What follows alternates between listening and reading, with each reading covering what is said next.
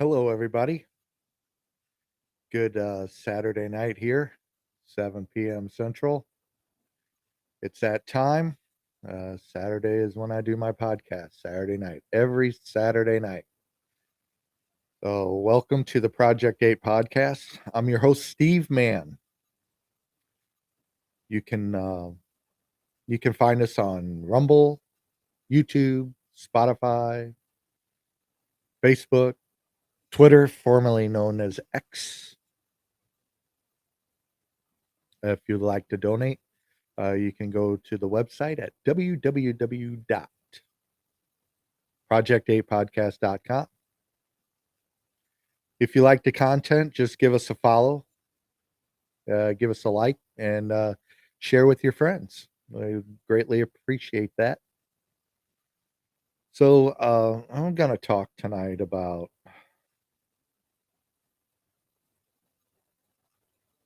where we're headed. I'm going to talk about the great narrative. And for you those who don't know what the great narrative is, this probably get me banned. Um, but the World Economic Forum, Klaus Schwab and all that, are looking to create a one world order. This ain't conspiracy theory. It's out there. If you go to the WEF and see all the information on there, you can see it. I mean, I was reading an article today where the elites want to become gods. And it's like, you can't become the Almighty. We got a lot of false prophets out there. Uh, know your friends, know your enemies. Um, but not everybody's an enemy. Somebody is just probably lost and they need guidance. And I think it's some of the things that we do and say that turn off a lot of people. Um, I'm about peace and love, brother. I know what my soul is. I'm not a violent guy unless I have to be, and I don't have to be a whole lot of the time. So I'm an easygoing guy until it's time to dance. But the people that are lost, we have to help them.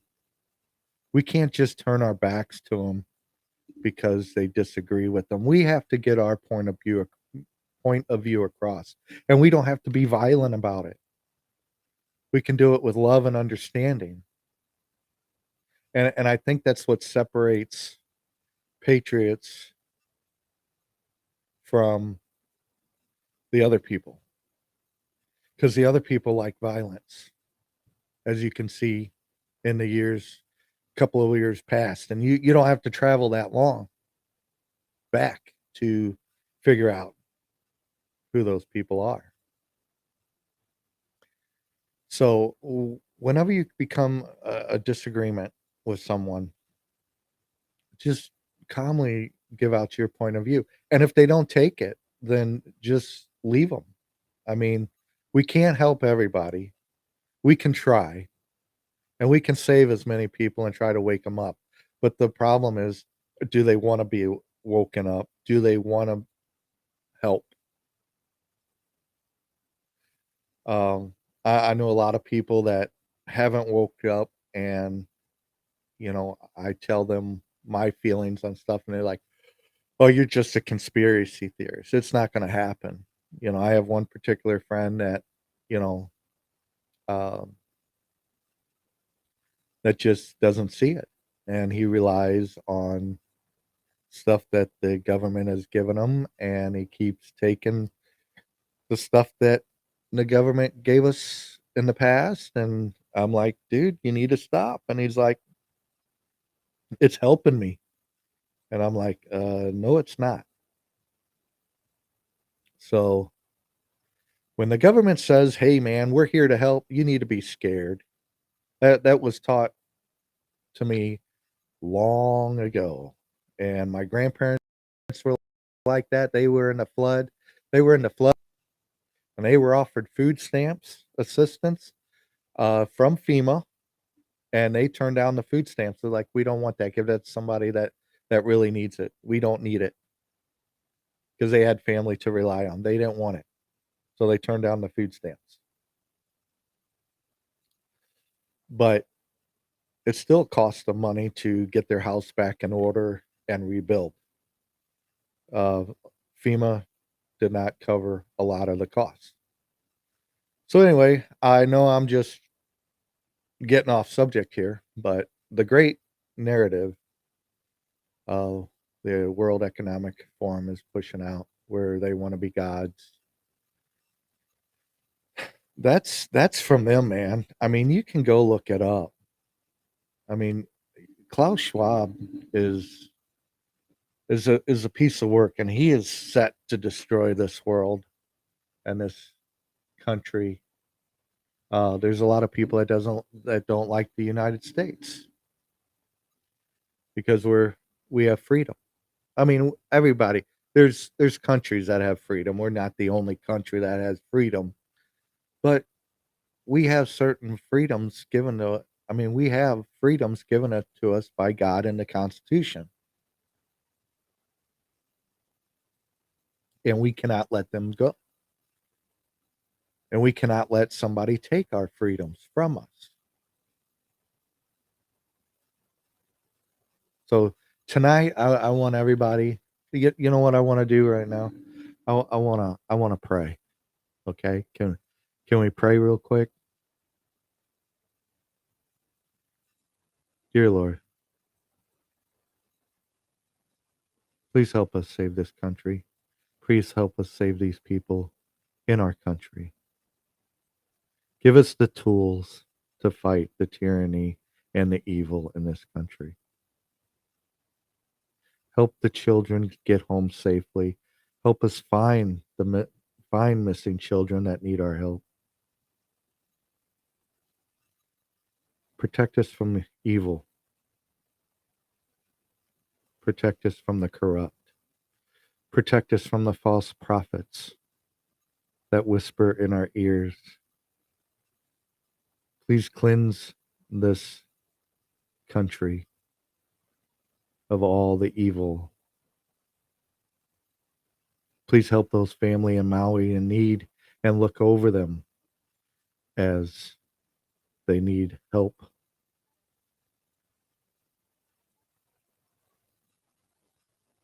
And please help the elderly, O Lord. In the Father, the Son, and the Holy Spirit. Amen. So we're in an impasse here, a dire. This isn't just somebody saying, the world's going to end in 1950. Everything we know could end with the central bank currency. We're going to become like China, to where you cannot travel unless you have a certain amount of points. Um, you can't jaywalk. You have to help a neighbor, which that shouldn't be a problem for a lot of us.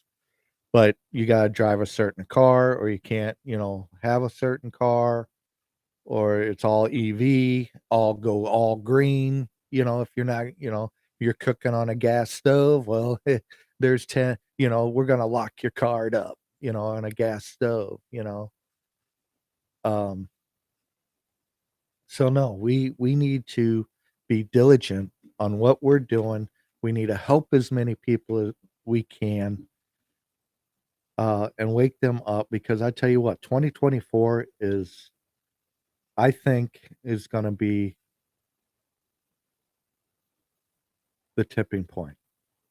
And I hope not. I hope not. I do not want to live through whatever's coming. Uh, As far as anything bad, they're talking about having another lockdown starting, December of 2023. That's just hearsay. I wanna see more evidence of it, but they say we have a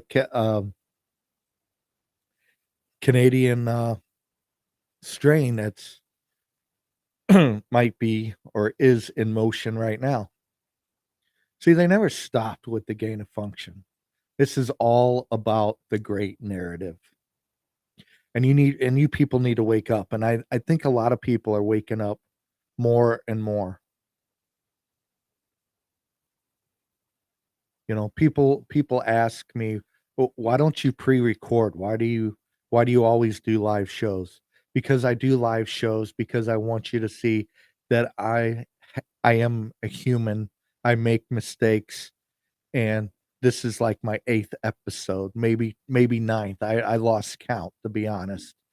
I just wanna get on here and get them information. I don't wanna be famous.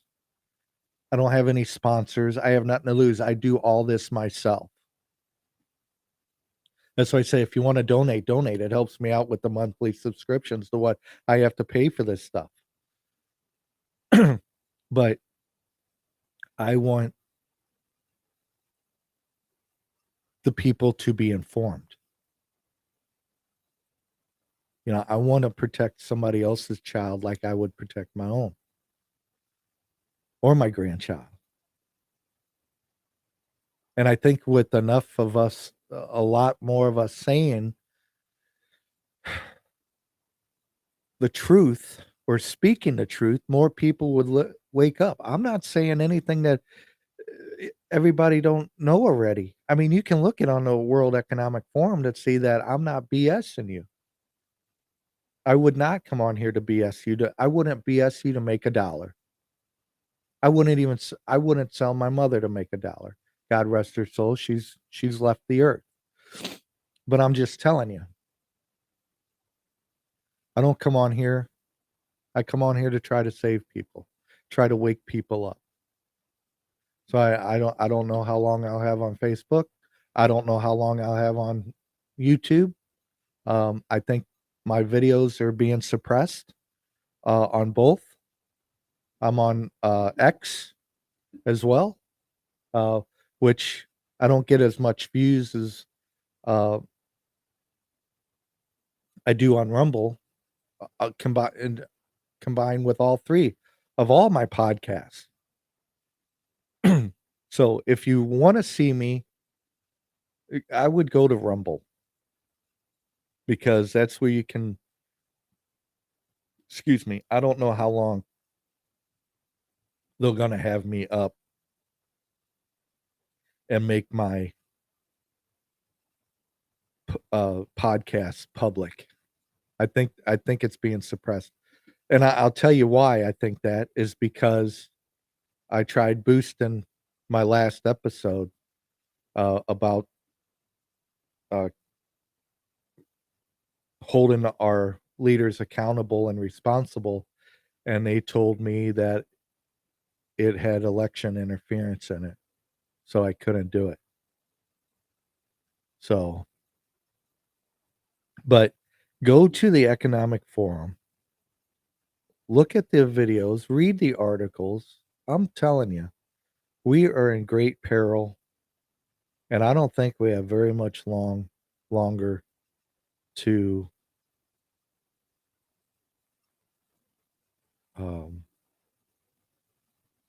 till we have to put up a fight. I think it's right around the corner, and I'm scared. I am. I'm scared for my children. I don't know what we're gonna do, but we will not comply. If I have to run to the hills, I'll run to the hills. But I'm not putting on another face diaper. I'm not getting anything put in my body. I'm not doing it no more. I've had enough. I've had enough of this stuff that they've put out to the world. I'm done. I want to live and I want to live free. So, you know, this great narrative that they're thinking about right now is, you know, look what they I mean, I'm no conspiracy theorist, but I guess you can kind of say that I am. But look at what they're doing in Maui. What I mean, I've been hearing that Oprah's roof was painted blue because of the laser would not burn it down. Man, I hope that's not true. I hope we're not in that time to where, you know, we're being lied to, and this is 1984, you know. Big brother help you. Big brother said brush your teeth. Big brother said eat. No, we ain't doing that, bro. We're in the US of A, and this is not 1984. This is 2023, and I already lived through 1984. It was not like the movie in John Hurt. And that is a scary thought to Orwellian times coming our way. I'm not doing it. I'm not. I'm not. My kids ain't doing it. Like I said, I don't know what we'll do, but we'll run for the hills or something. We'll stay in our basement or bunker and grow our own food or whatever. I'm not doing it, man. I'm not. So let me look up something here real quick and give you some insight on what I've been talking about.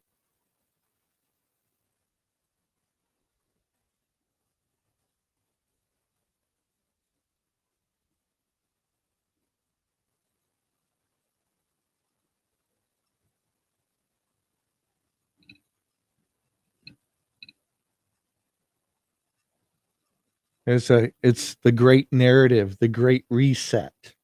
And you know, I mean, if you've been paying attention, a lot of people have been talking about this. Um, um, Glenn Beck, I know he's been talking about it. I know Dan Bongino has been talking about it. I just,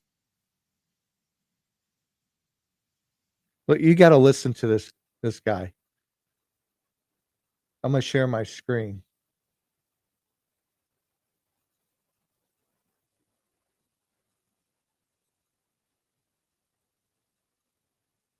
Okay, here we go. Listen to this guy.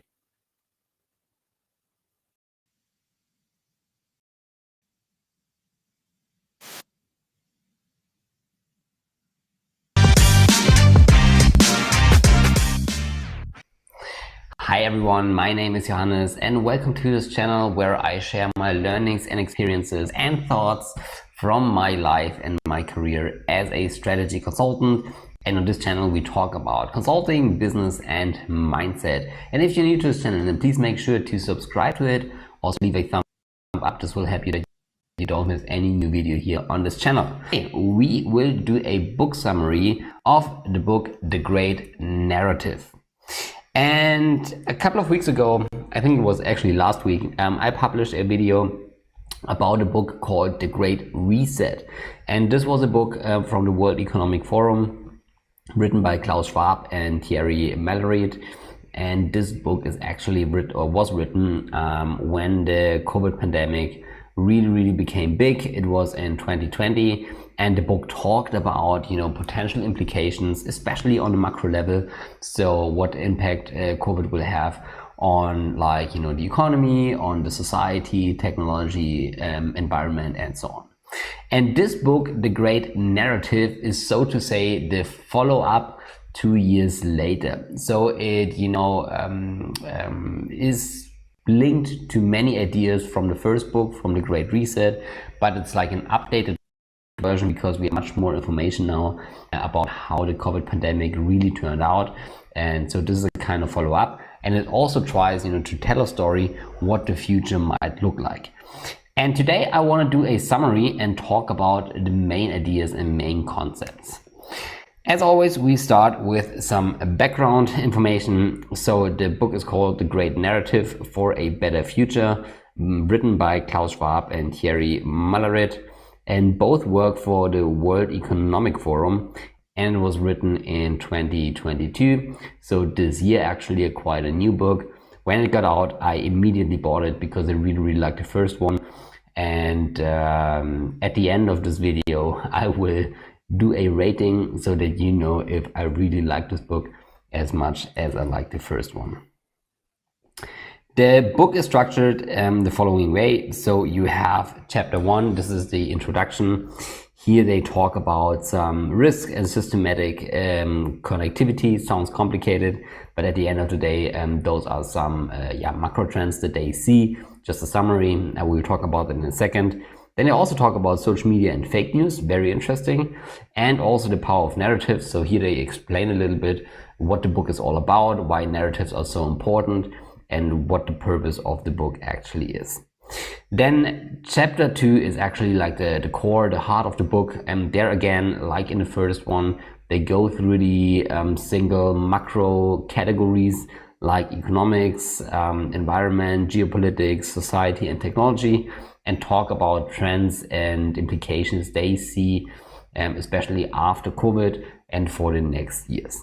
And then the third section, and this is really my favorite section of the book, and I really like it because it's that's different to the first book that they wrote, The Great Narrative and The Great Reset. It's a great advancement here because they propose some solutions, like for example collaboration and cooperation, imagination and innovation, morality and values, public policies, resilience, role of businesses, and technology progress. Again, we would. I'm going to stop right there. I've seen the one morality. With COVID being released, there's no morality in that. Gain of function is not moral. We shouldn't even be messing with that.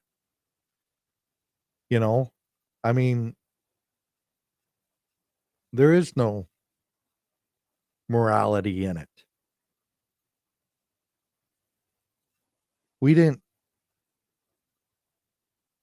Nothing good came out of COVID.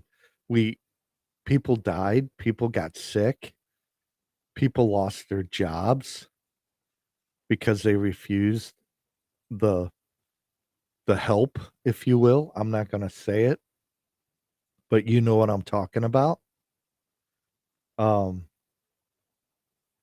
So I I don't want to hear about morality from Klaus Schwab because he don't have any. We'll talk about that in a second, but those are the 3 chapters of the book. What I want to do now is that I go through each of those chapters and summarize and really highlight the main ideas of the book to give you the entire knowledge, not the entire knowledge, but the main thesis of the book in a very compromised way. So they start with an introduction, and this is where they talk about the major development that they see. And obviously, similar to the book The Great Reset, they see an increasing interdependence of global events. So this at the end means that areas or categories like technology, like environment, like economics become more and more connected.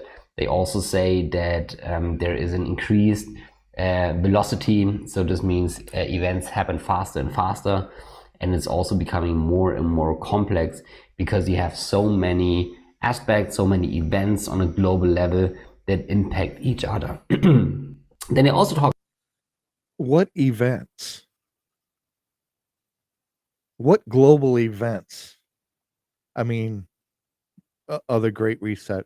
What are they talking about? Are they talking about wars? Are they talking about man-made calamities? Like, I don't know, maybe the beam that I keep hearing about? Conspiracy theory, Uh, roofs plain some of the houses painted blue in Maui, you know? Um, what are you talking about? What kind of global catastrophes could we have? This is the stuff that scares me. Talk about but they also talk about social media and fake news. And obviously what they see is an increasing level of Fake news. We've already been down that road, and y'all know what it is, okay? It's the big tech companies suppressing us and telling us what we can and cannot post or can or cannot say. Um, we've been down. It's censorship, is what it is. You know, they get to push their narrative, but if we go against it, it's conspiracy theory or it's um, supremacy. You know, white supremacy or extremism. They get to push their narrative and then bash the truth. So we've already been down the fake news rabbit hole. So I'll let this continue. news. This is no surprise. What I thought was really interesting was that they highlight that there is a lack of discussion in the web because everyone, based on the algorithms that you have on social media, on the news pages, that you only get the information that you basically agree upon. And this means that there is a lack of discussion. Back then you had I mean, my parents always tell me that, 20, 30, 40 years ago, you had like those newspapers where you had different opinions from different people and very controversial opinions, and this forced the society to think about critical ideas. Now you have access to all the knowledge, but the thing is that the algorithms are programmed in a way that you only get the knowledge that you are interested in, and you have a lot of confirmation bias at the end. Also, you have access to ready-made groups of people. This means that you have access to a very specific target group, especially, if you talk about social media, targeting becomes very easy. And this also helps, to place messages very easily. And then last but not least, they also talk about the power of narratives.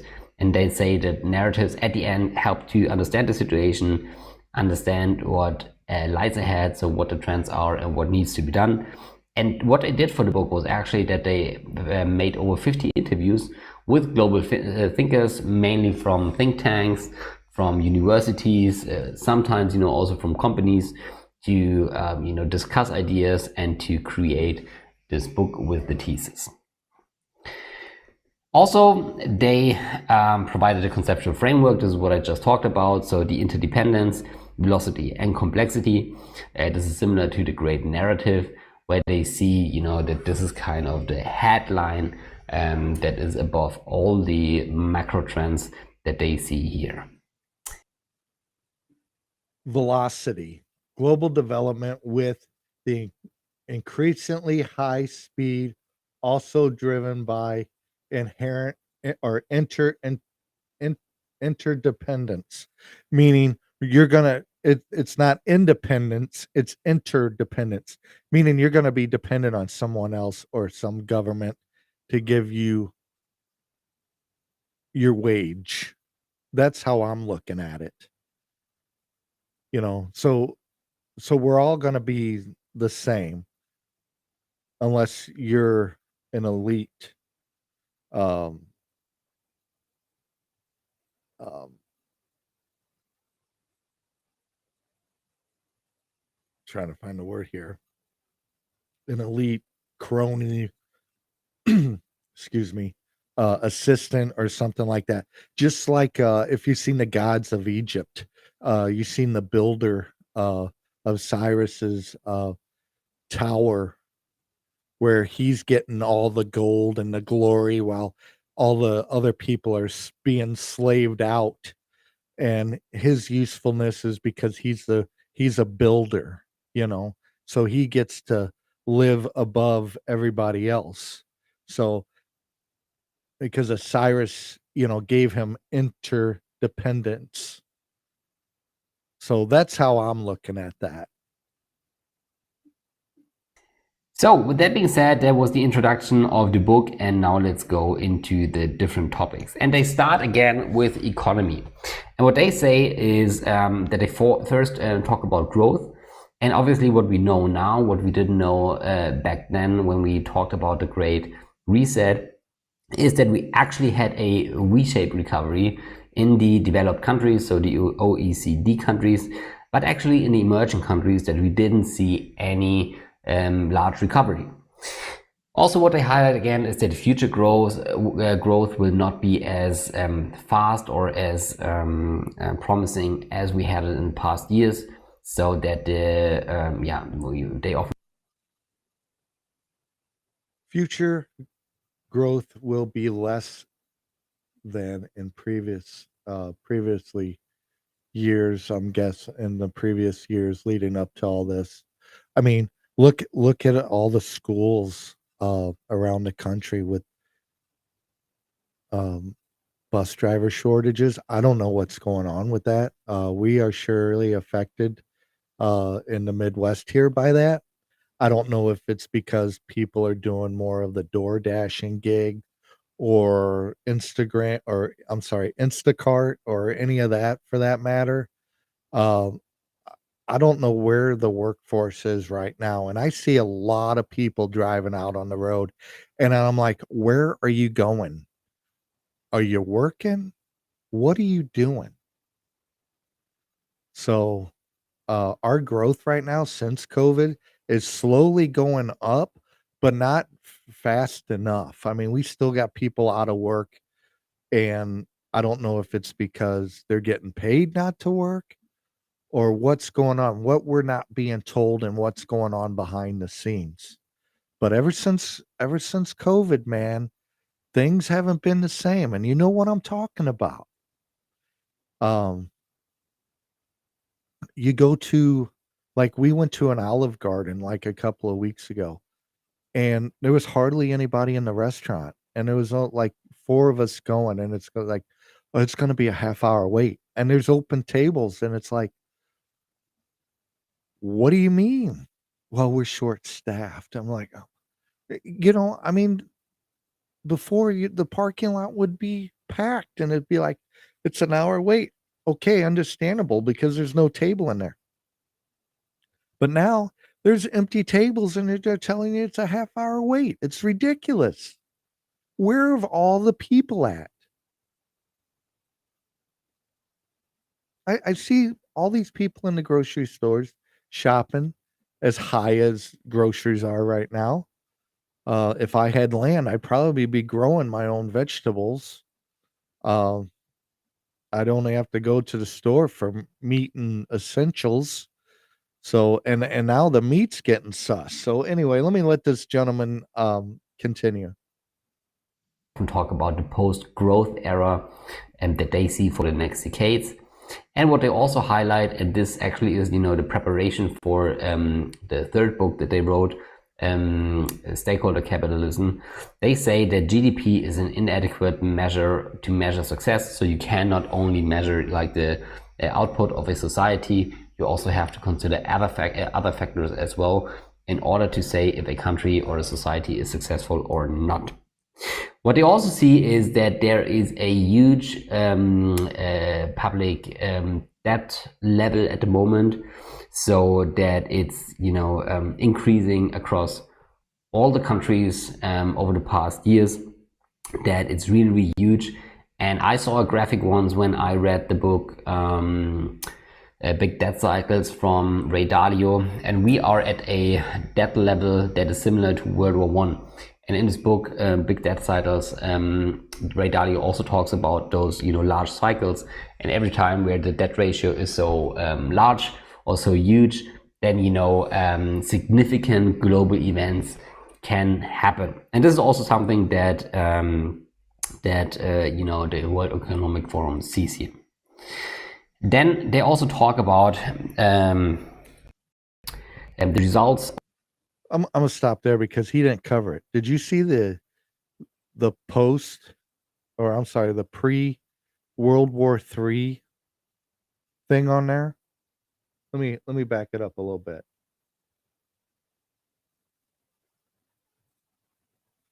Absence absence of inflation played a key role now at post World War III peak.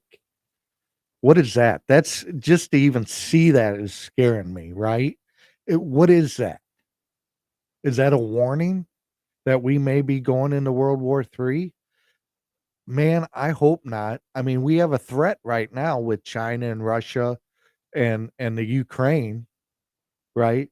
Ooh, uh, the more we meddle in Ukraine, the more we're throwing Russia into China's arms. And, you know, w- what's the end game here? I think we need to leave Ukraine alone and let Russia and Ukraine handle that and let it, and let it be like it's none of our business. There's a reason why Putin's in there.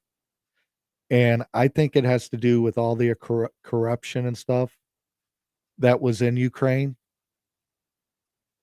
I mean, if you really think about it, look look at all the support that Joe Biden's given Ukraine since that Burisma prosecuting attorney issue, where he had the prosecuting attorney fired because they were looking into Burisma.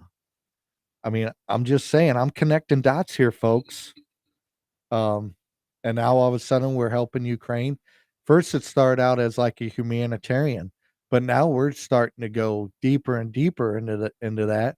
And I think enough's enough. I think we should just, you know, give them what we already give them and cut fence. There you go. We gave you your support. Now it's your turn to defend yourself. I mean, and if they can't do it, they can't do it. Then, Russia is not going to go past the NATO borders. I don't think so, man. I don't think he wants to. Yeah, I don't think he wants to dip into a World War III just as much as we don't. Okay, we start getting into that, we're gonna have hell in all over the world, and nobody wants that. So anyway, I'll let this gentleman continue.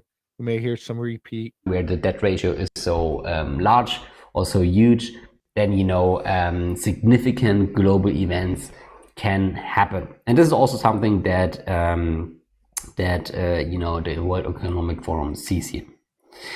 Then they also talk about the results of lower growth and high debt. And what they see is that they see a bigger split between the developed countries and the emerging countries. They see, obviously, you all know that now inflation, this is mainly based on the money printing that we had in 2020. Then they also say, okay, in order to maintain or to increase productivity, we really need technology. So it's really, really hard to do it otherwise. Because there won't be a growing demand in a certain for certain goods. I mean, obviously, in some niches, yes, there will be, but in the overall big picture, they don't assume that there will, increase consumption, but they rather say that the productivity has to come through efficiency gains based on digitization. And very interestingly, they also see that there will be a emergence of crypto. So they will So the emergence of crypto. Okay, I've dabbled in crypto a little bit, and it's okay. I've made a little bit of money and I lost a lot of money, just because I didn't know exactly what I was doing. Um, but or when to sell when Bitcoin just tanked. So rumor has it that the central bank wants to go to crypto digital currency because that way they could regulate what we spend, how much we spend, what we do, and part of our ESG scores and all that good stuff.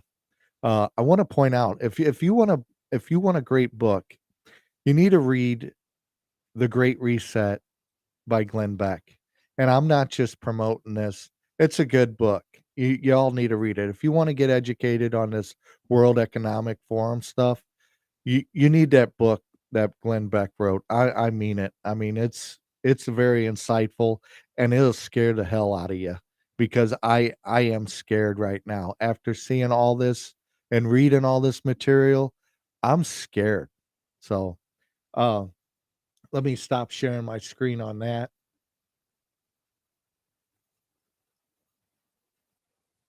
There we go. So, I mean, just by what he said, That should scare you and scare you a lot. And I'm not coming on here and trying to scare you or fearmonger or anything like that. That's the one thing that the least thing I want to do.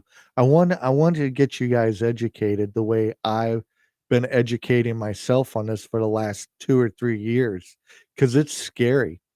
And this has been the plan all along. This is the plan of COVID that we're going to be in dire straits, and the only way to get us out of there is the great reset, one world order.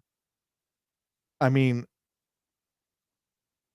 where would that put us in the world, and where would that put us in a country? We would have to so everybody would have to be on a one world order board as far as country leaders. Would elections even be possible anymore? Or would that leader take control and then his predecessor after that would take control, and then what would happen after that? This is scary times, and I'm not making this up, folks. You need to educate yourselves and you need to be prepared. You can get food supplies, or you can grow your own vegetables and pickle them, or because one day we're going to have a complete shutdown again and there won't be any food. I'm not scaring you. I'm just telling you the facts. Cuz I think the first one would be mild compared to the second one that's coming. And just to refresh your mind, Joe Biden told us in a speech that a second pandemic is coming. You should have saw this coming, because here we are up upon another election. And they're talking about a Canadian variant. Come on, folks. You can't make this up. Excuse me. I mean, it's scary. And I know I don't mean to be going over and saying the same things over and over, but I'm trying to get my point across. It's scary. I'm scared for myself. I'm scared for my kids. I'm scared for my grandbabies. I'm scared for my family, my nieces, my nephews, um, everybody that's connected to me on a personal level. So, I mean, this you can't just let it go by the wayside and just have your head in the sand and act like it ain't happening, because something is definitely happening. It's happening. I was in denial, be like, "Oh, it's just news, this and that."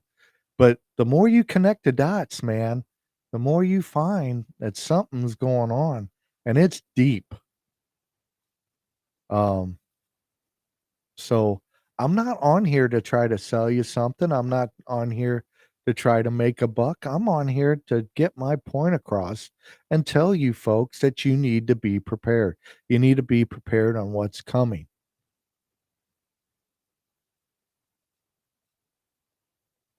I mean, it's scary. Here, um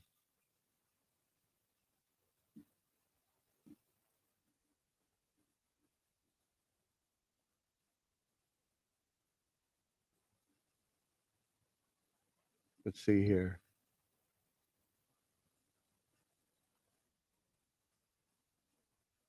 Bear with me a minute.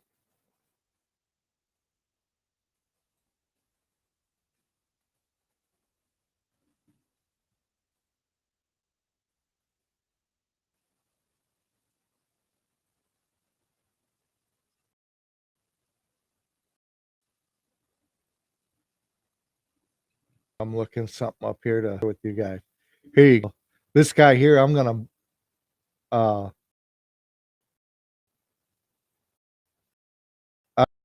I, I want you to I'm gonna share this with you. This guy, Hawaii. I'm not sure how to pronounce his name. I'm not even gonna pretend.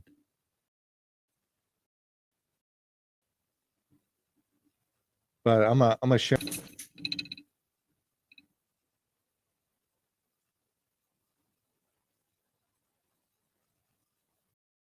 Here we go.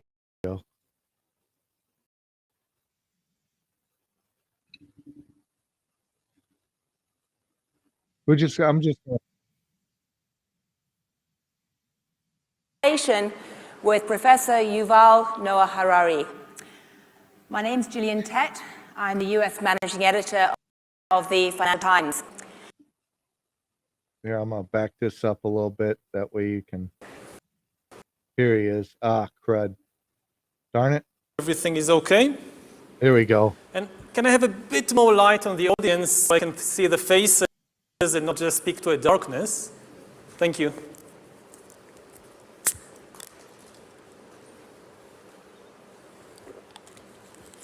So I want to talk to you today about the future of our species and really the future of life. We are probably one of the last generations, Homo sapiens. Within a century or two, Earth will be dominated that are more different from us than we are different from Neanderthals or from chimpanzees.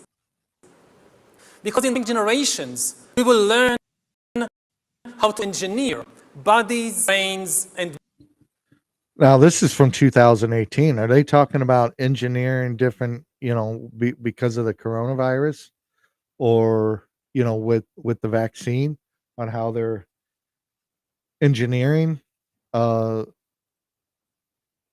humans, or is he talking about AI? minds. These will be the main products of the economy, of the 21st century economy. Not textiles and vehicles and weapons, but bodies and brains and minds. Now, how exactly will the future masters of the planet look like? This will be decided by the people who own the data. Those who control the data control. Those who control the data control the world. Listen to this clown. The future, not just of humanity, but the future of life itself. Because today, data is the most important asset in the world. In ancient times, land was the most important asset. And if too much land became concentrated in too few hands, humanity split into aristocrats and commoners. Then in the modern age, in the last 2 centuries, machinery replaced land as the most important asset. And if too many of the machines became concentrated in too few hands, humanity split into classes, into capitalists and proletariats.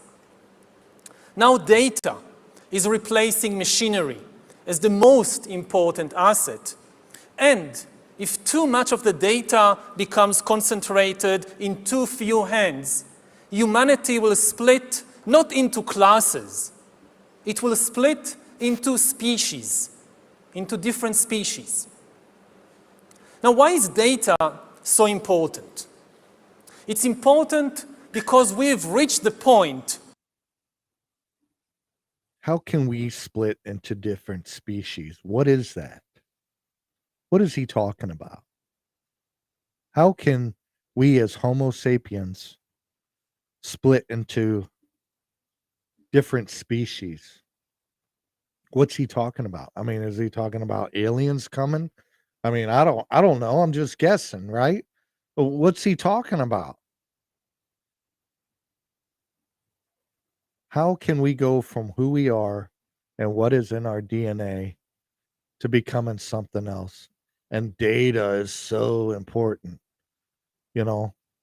Um, I don't know about y'all, but I mean, I still like the land. You can still grow your own stuff and whatnot, but I don't know what this clown's talking about. When we can hack not just computers, we can hack human beings and other organisms. There is a lot.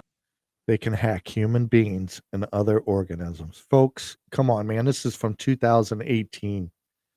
We need to get our head out of the sand and start listening to this stuff because it's a warning. And we're going to get to a point where we can't go past that point of no return. We could have stopped this by voting for our people and saying enough's enough. We can hack human beings. What the shit are you talking about, friend? So if you got you might be hackable, bro. Yeah.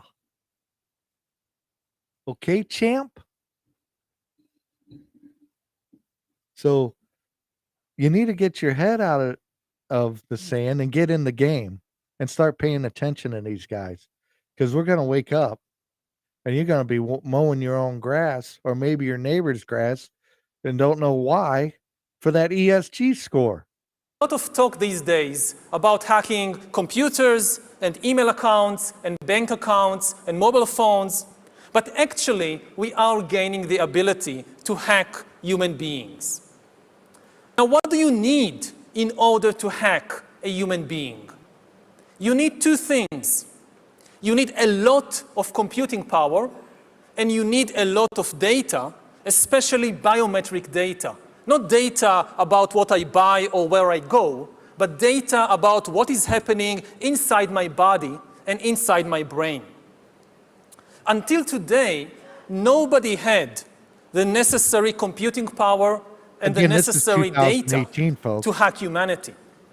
Even if the Soviet KGB or the Spanish Inquisition followed you around everywhere, 24 hours a day, watching everything you do, listening to everything you say, still they didn't have the computing power and the biological knowledge necessary to make sense of what was happening inside your body and brain, and to understand how you feel and what you think and what you want. But this is now changing because of two simultaneous revolutions. On the one hand, advances in computer science, and especially the rise of machine learning and AI, are giving us the necessary computing power. And at the same time, advances in biology, and especially in brain science, are giving us the necessary understanding, biological understanding. You can really summarize biological research since Charles Darwin in 3 words. Organisms are algorithms. This is the big insight of the modern life sciences, that organisms, whether viruses or bananas or humans, they are really just biochemical algorithms. And we are learning how to decipher these algorithms. Now, when the two revolutions merge, when the infotech revolution merges with the biotech revolution, what you get is the ability to hack human beings. And maybe the most important invention for the merger of infotech and biotech is the biometric sensor that translates biochemical processes in the body and the brain into electronic signals that a computer can store and analyze. And once you have enough such biometric information and enough computing power, you can create algorithms that know me better than I know myself. And humans really don't know themselves very well. This is why algorithms have a real chance of getting to know ourselves better. We don't really know ourselves. To give an example, when I was 21, I finally realized that I was gay after living for several years in denial. And this is not exceptional. A lot of gay men live in denial for many years. They don't know something very important about themselves. Now imagine the situation in 10 or 20 years when an algorithm can tell any teenager exactly where he or she is on the gay-straight spectrum, and even how malleable this position is. The algorithm tracks your eye movements, your blood pressure, your brain activity, and tells you who you are. Now, maybe you personally wouldn't like to make use of such an algorithm, but maybe you find yourself in some boring birthday party of somebody from your class at school, and one of your friends has this wonderful idea that I've just heard about this cool new algorithm that tells you your sexual orientation, and wouldn't it be a lot of fun if everybody just takes turns testing themselves on this algorithm as everybody else is watching and commenting? What would you do? Would you just walk away?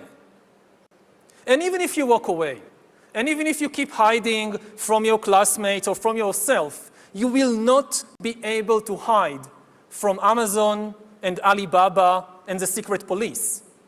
As you surf the internet, as you watch videos or check your social feed, the algorithms will be monitoring your eye movements, your blood pressure, your brain activity, and they will know.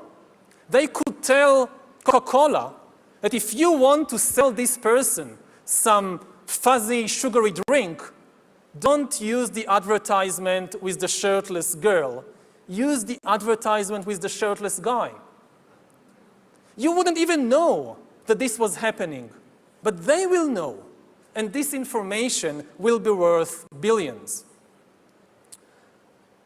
Once we have algorithms that can understand me better than I understand myself, they could predict my desires, manipulate my emotions, and even take decisions on my behalf. And if we are not careful, the outcome might be the rise of digital dictatorships. In the 20th century, democracy generally outperformed dictatorship because democracy was better at processing data and making decisions. We are used to thinking about democracy and dictatorship in ethical or political terms, but actually, these are two different methods to process information. Democracy processes information in a distributed way. It distributes the information and the power to make decisions between many institutions and individuals. Dictatorship, on the other hand, concentrates all the information and power in one place. Now, given the technological conditions of the 20th century, distributed. So I'm just gonna stop it there.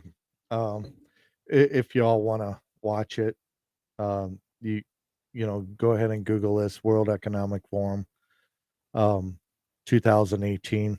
But before I shut this down, I just want to leave this there a minute. So he's saying the information, you know, democracy, how, you know, they can pick. What does that mean? I mean, is it going to pick a leader for us? AI is going to pick a leader. The algorithm is going to pick a leader from us, and we're going to have some kind of digital AI leadership in our world. It's totally unconstitutional. We vote and we elect our leaders here in the United States. As shady as it might be sometimes, that's the real of it. And we have to be careful in this new AI age, especially with computing, voting by computer, because I feel that AI can manipulate the system. I'm just saying. I think we should keep paper ballots for now and forever to make it all legit. So anyway, I'm going to stop sharing this here.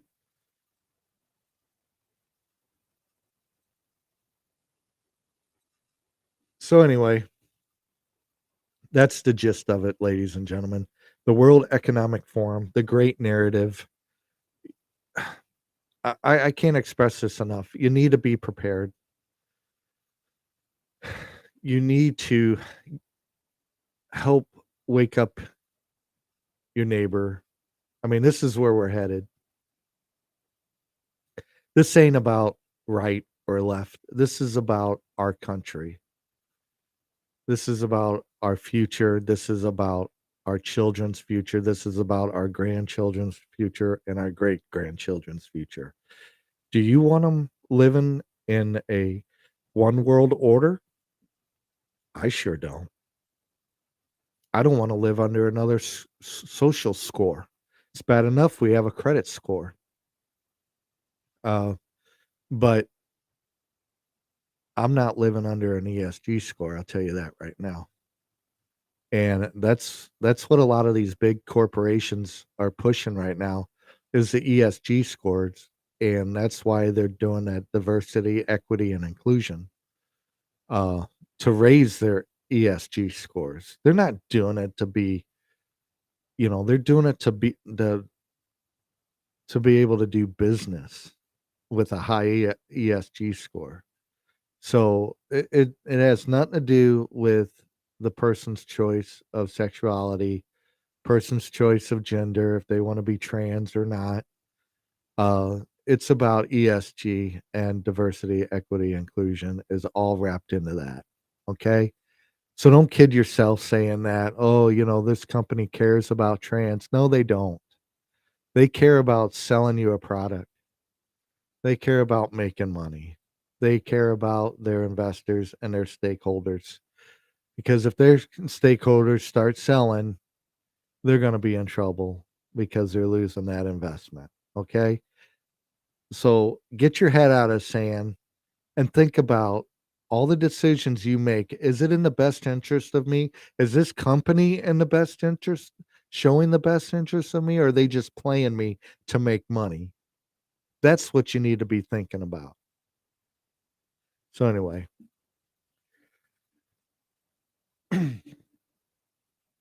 I thank you all for tuning in tonight, Project A podcast. If you are a band or an up and coming artist of some sorts, please send me an email. That's steve.mann@projectapodcast.com. If you'd like to donate, there's a QR code on the screen here. You just scan that and that'll take you to our PayPal page and send us a donation. If you like the content, just give us a like, subscribe, or share. We greatly appreciate it. If you like the more information, you can go to www.project8podcast.com. I'm Steve Mann, and I thank you all for watching. God bless, and God bless America.